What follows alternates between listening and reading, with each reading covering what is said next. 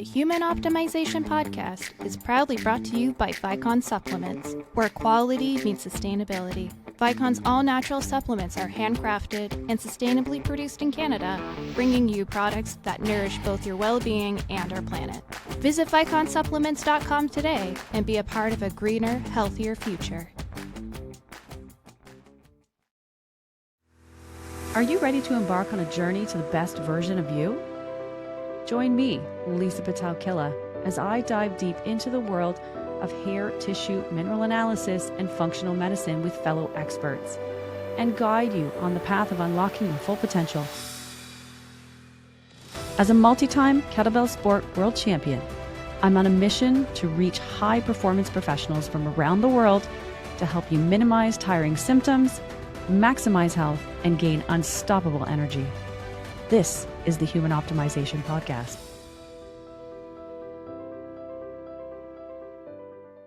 Well, here we are again. Welcome all of you to the Human Optimization Podcast. I'm your host, Lisa Pitel-Killah. So I always love bringing new guests to the show. And so I want to tell you about our guest today. You are going to find this fascinating. He is such a wealth of knowledge. Let me introduce Marcus Fernandez. He's been at the forefront of homeopathic education for over 3 decades. As principal of the Center for Homeopathic Education, otherwise known as CHE, he's trained thousands of practitioners through a curriculum that balances classical knowledge with modern application. His work is rooted in a belief that natural medicine should be practical, empowering, and accessible, not mystified or gatekept. And I couldn't agree with that more. His latest book, Homeopathy at Home, reflects that ethos. Designed to be used, not shelved, it offers simple step-by-step guidance for everyday ailments that use natural remedies. Its success reaching number 1 in Amazon's holistic medicine category reflects a rising demand for family-focused, self-directed wellness. I want to share also that Marcus created an AI-powered virtual assistant that lets people ask home prescribing questions 24/7. This is amazing. A project born from his desire to make quality, natural health advice as available as online misinformation. And we know how often that comes up. I also want to share that Marcus speaks about men's health, slow living, and holistic longevity. He also co-hosts Beyond the Shed, a raw and reflective podcast spotlighting unfiltered conversation about men's emotional health. Marcus, welcome to the show. Thank you so much. What a great intro. Thank you, Lisa. Really, really lovely. Right? You're like, is she talking about me? I always hear people intro me. I'm like, is that me? Right? That's probably one of the best intros I think I've ever had. So thank you for that, Lisa. It was really lovely. Well, that makes me happy. So, Marcus, one of the things I love asking our guests is there is a story behind what got you right here, right now, today, doing what you're doing, right? Between your passion for natural health, making it accessible. Tell us that background story. How did you get here? Yeah, so it's an interesting story, and you know, when you have to reflect back, how did you get in this, whatever we do or any path that we do in life.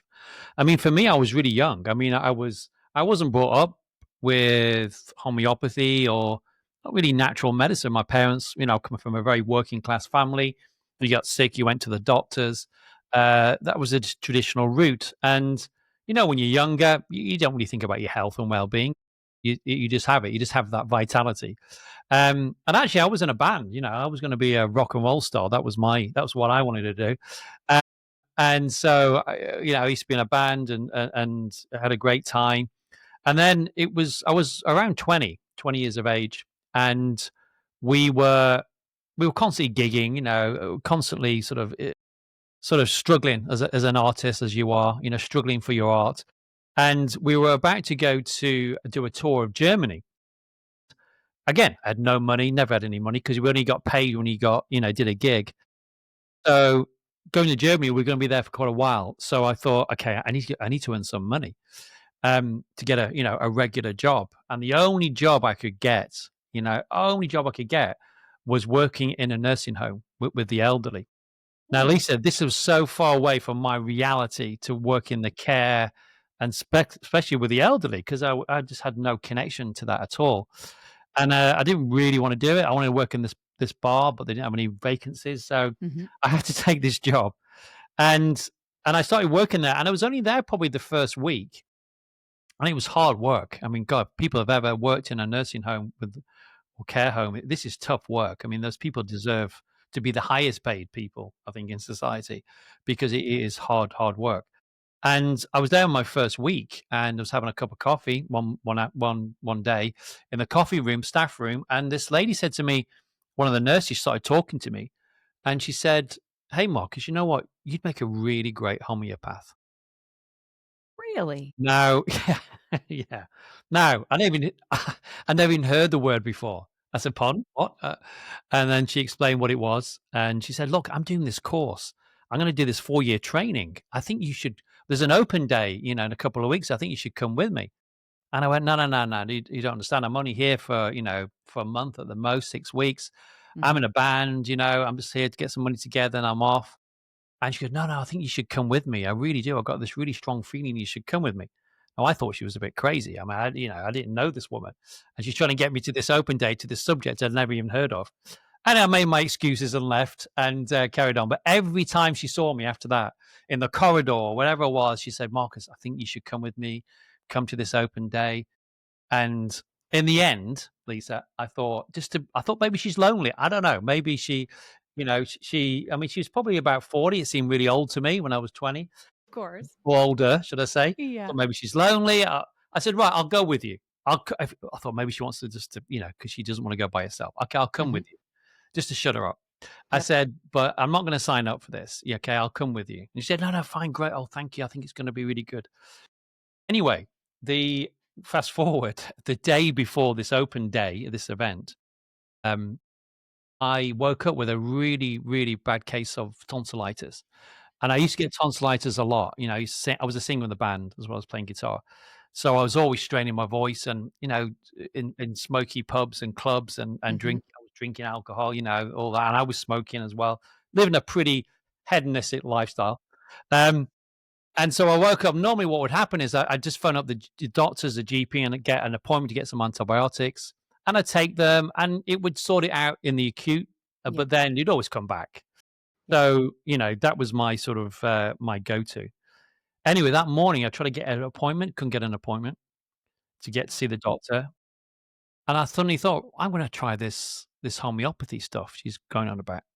So I got the bus into town, went to the local health food store, and there was all these. I asked for whether these did they have any homeopathic remedies? Yeah, at the back of the store. Went to the back of the Mhm. store, and these rows of these remedies with all these weird names like Yeah. arsenicum, Yeah. pulsatilla, Like, what's nux that? vomica.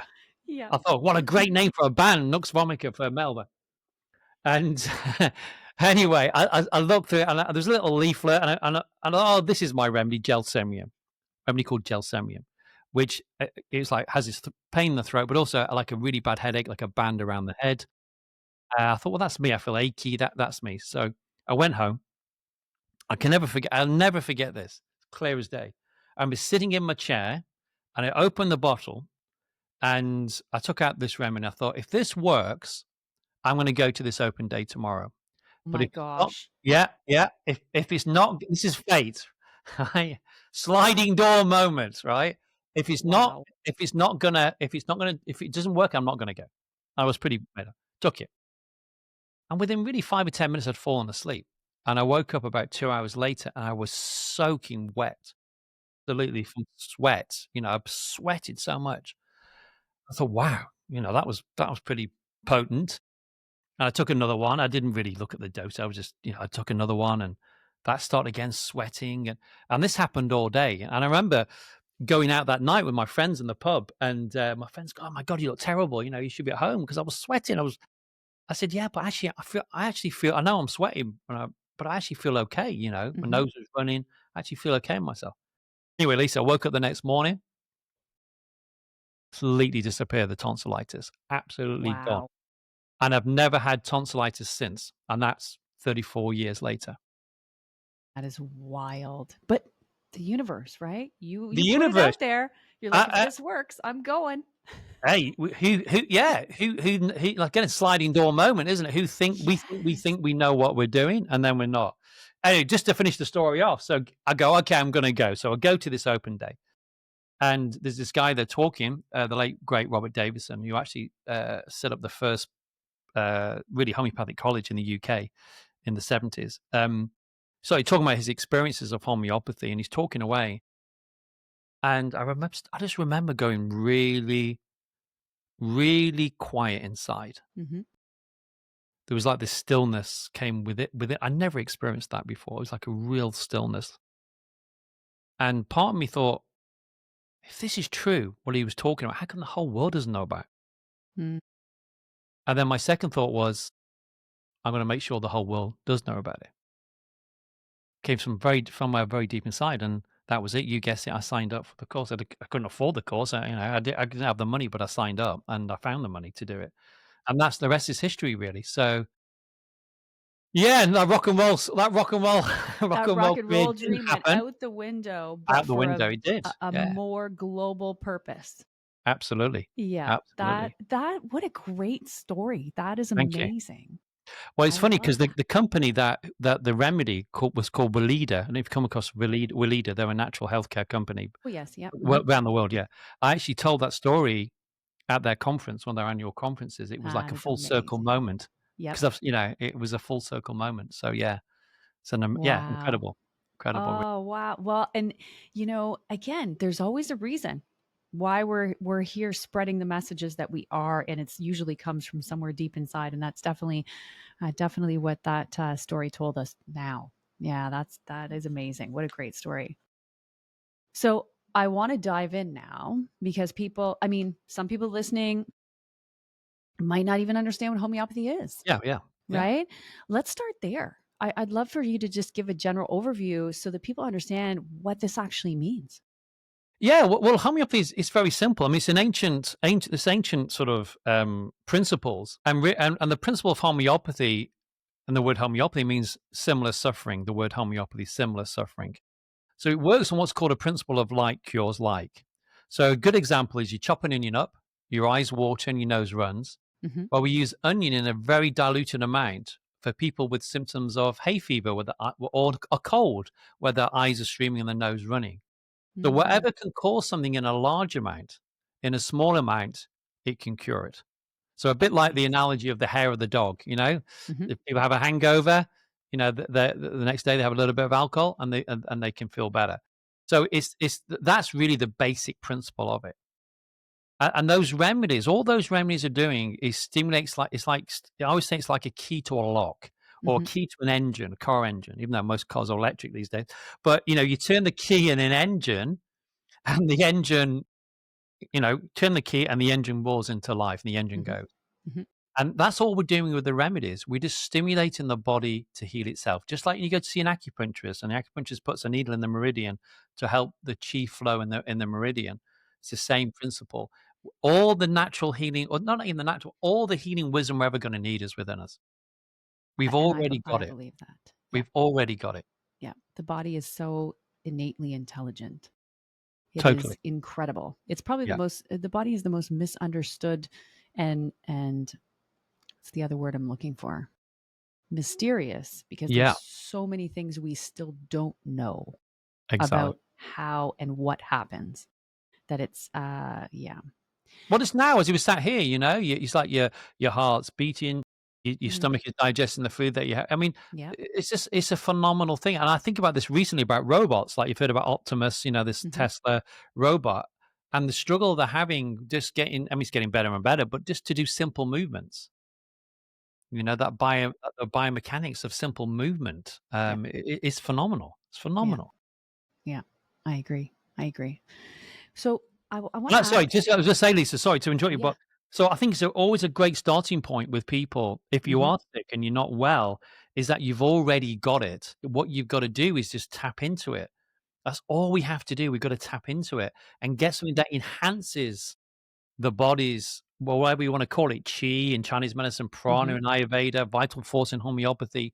It's like going to the gym. The more that you use it, the more that you help it, the stronger that it becomes, instead of just suppressing symptoms with drugs. Absolutely.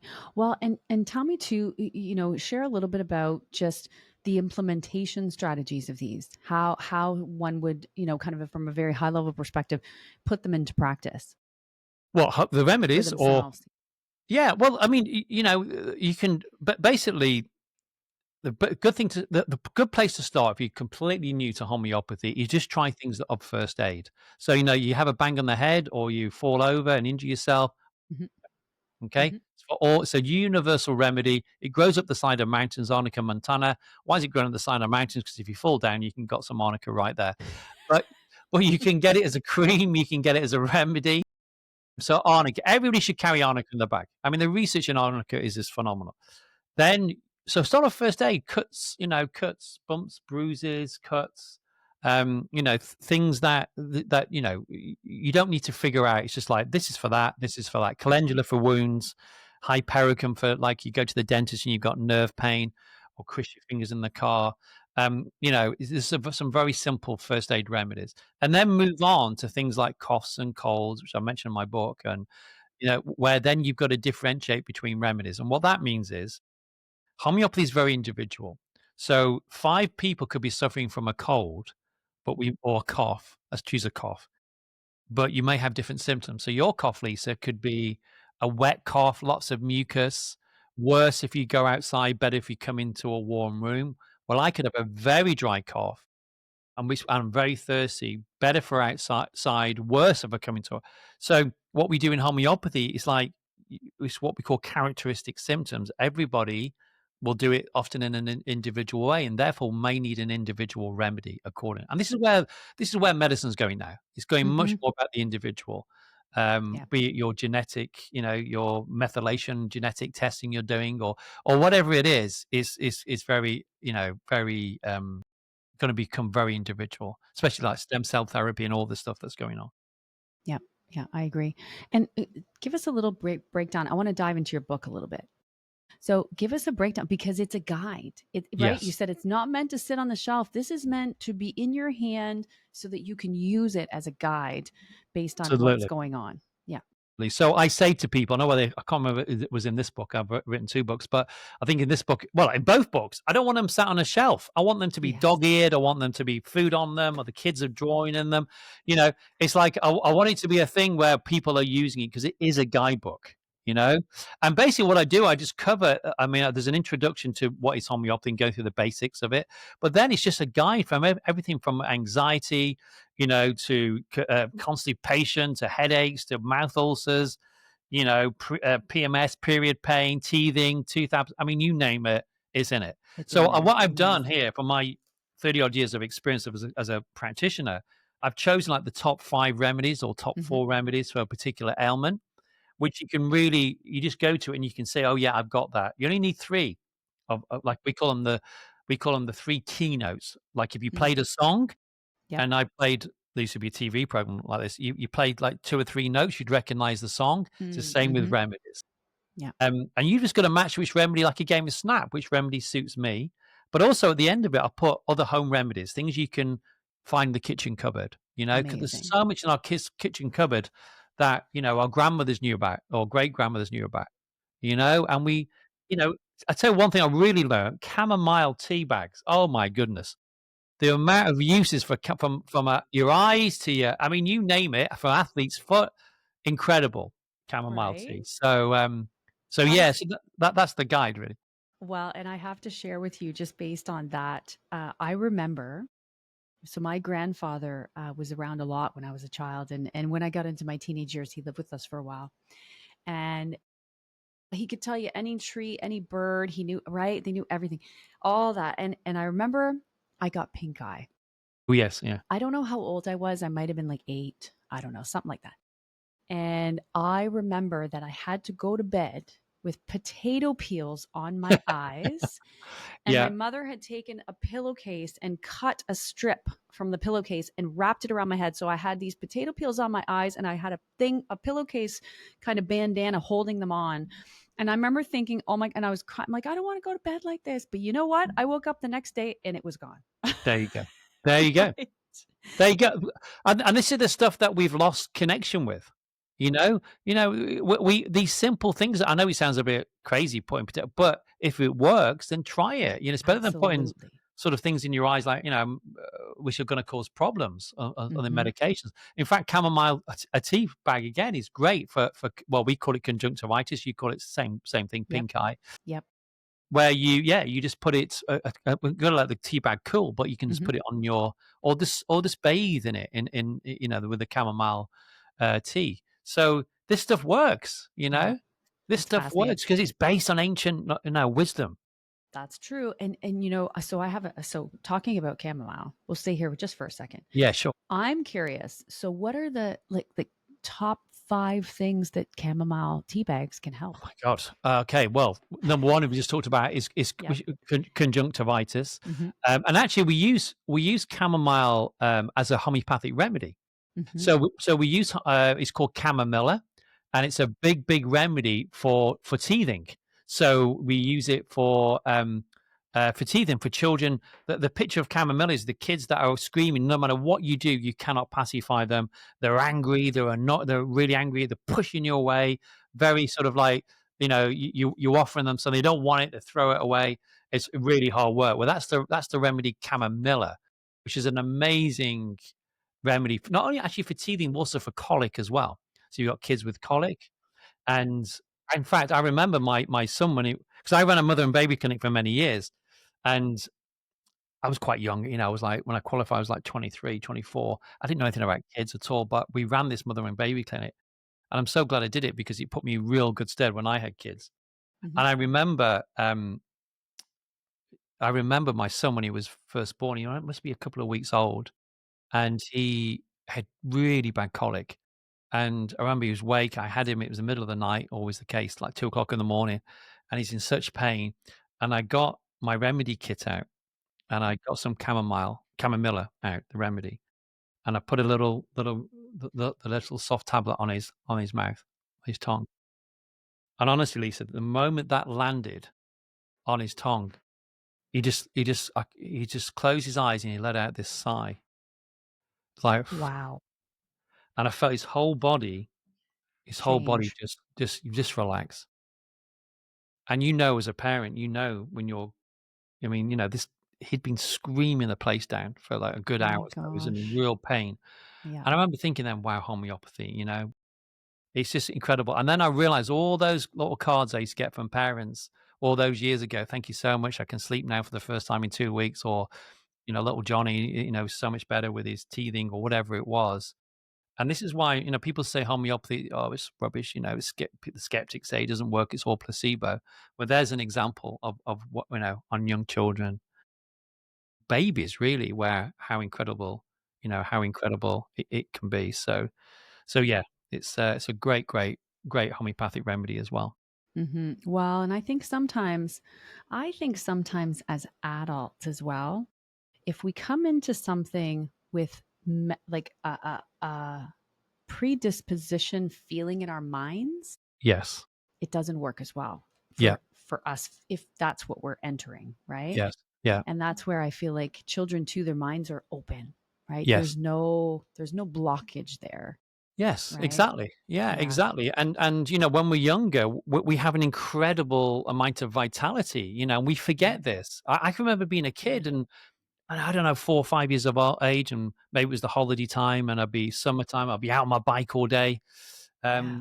Yep. Racing around, and I come home for some lunch, out again, and I woke up the next morning, and I didn't wake up and going, "Oh, my back's a bit stiff. I think I'll give it a rest today.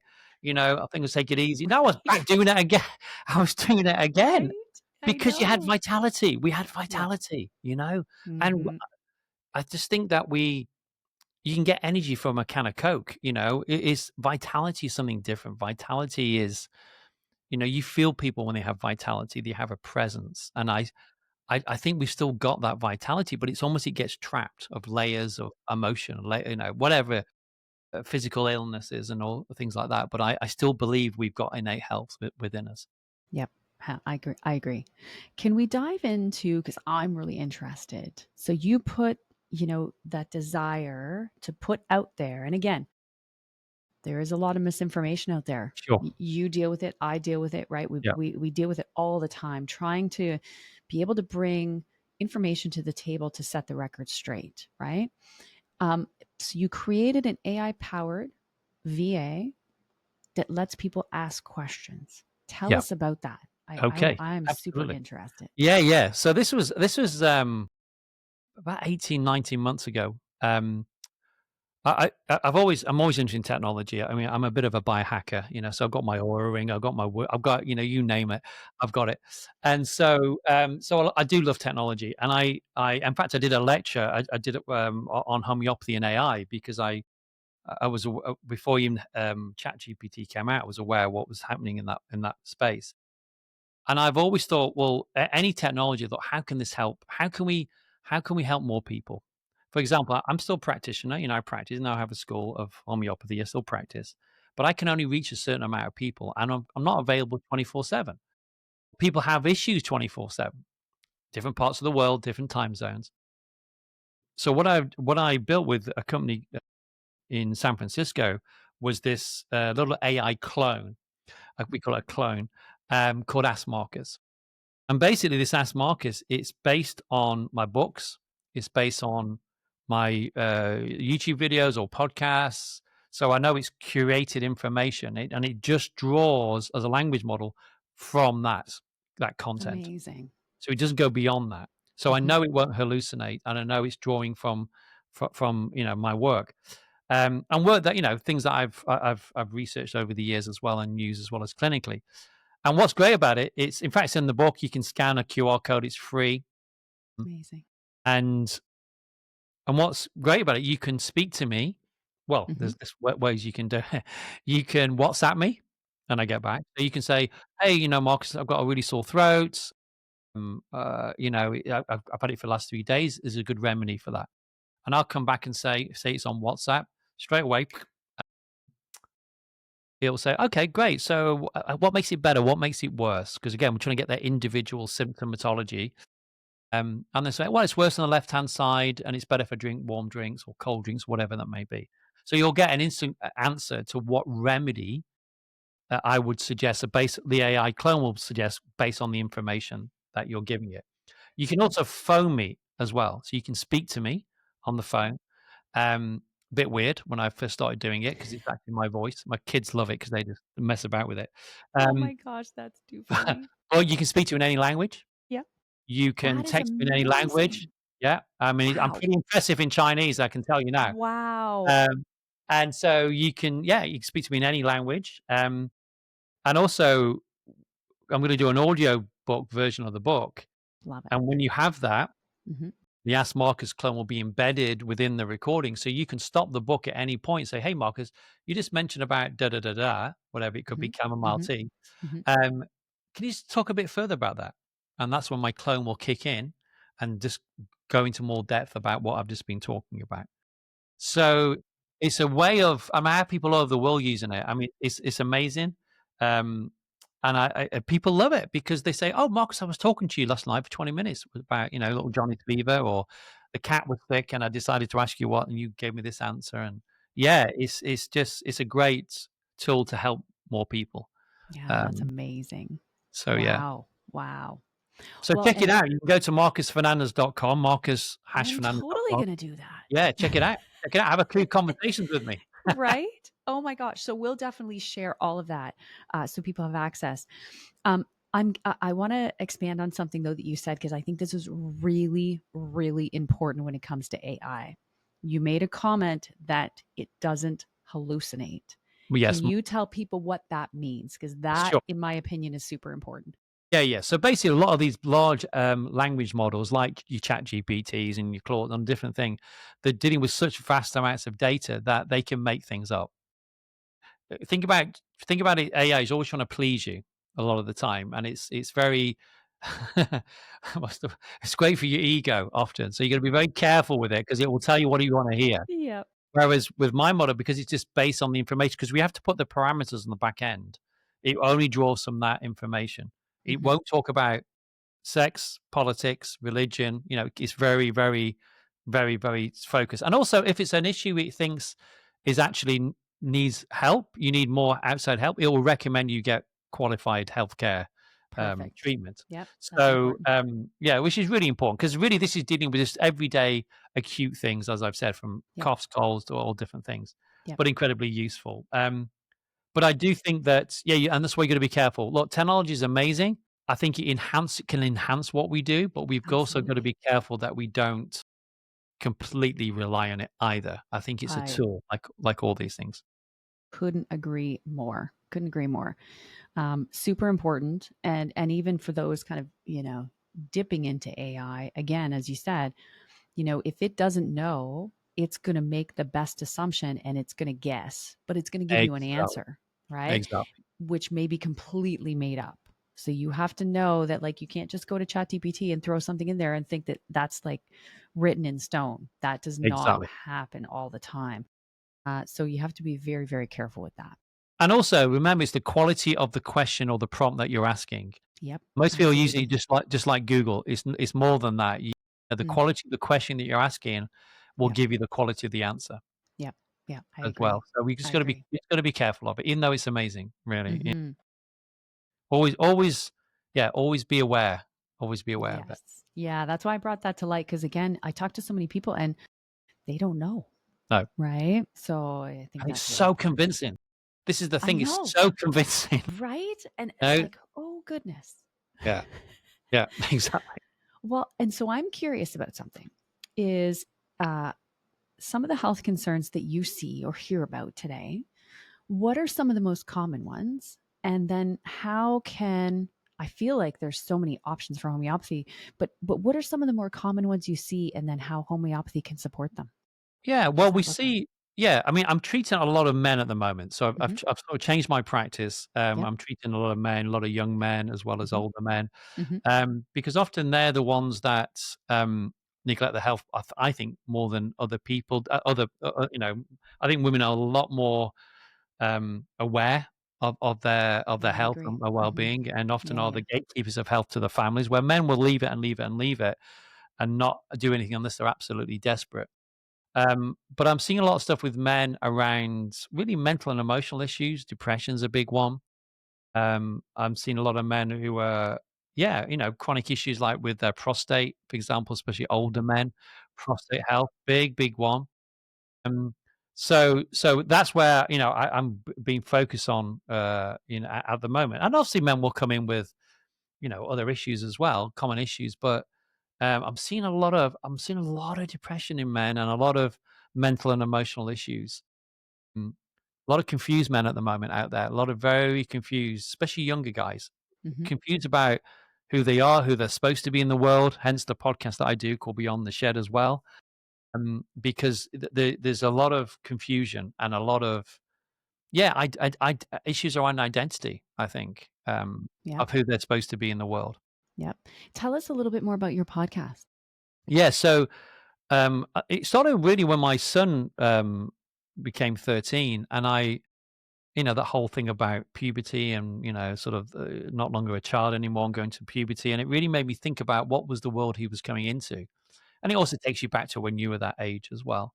And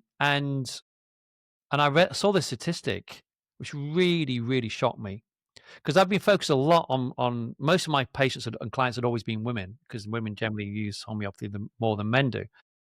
And I was quite shocked in the statistic that said the biggest cause of death of men in the UK under the age of 50 was suicide.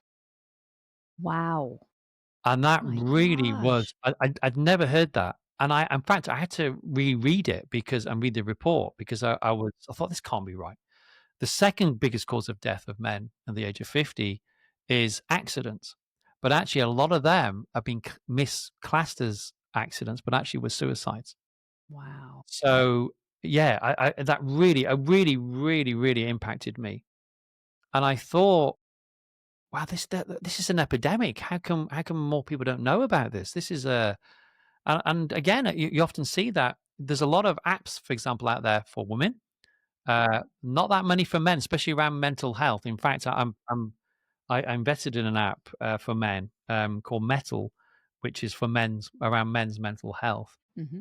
But then, so I thought, right, I'm going to start this podcast, and basically, it's a very You can see it on Spotify. It's called Beyond the Shed. The reason why we chose the word shed, because I don't know whether it's like in Canada, but in the UK we have a shed in the garden, and men often go to the shed, get away from the family or to tinker around. It's like, Yeah. it's our man cave, really, Yeah, yeah, yeah.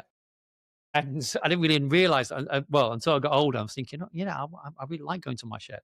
So our studio's in a shed. We built a shed. Amazing.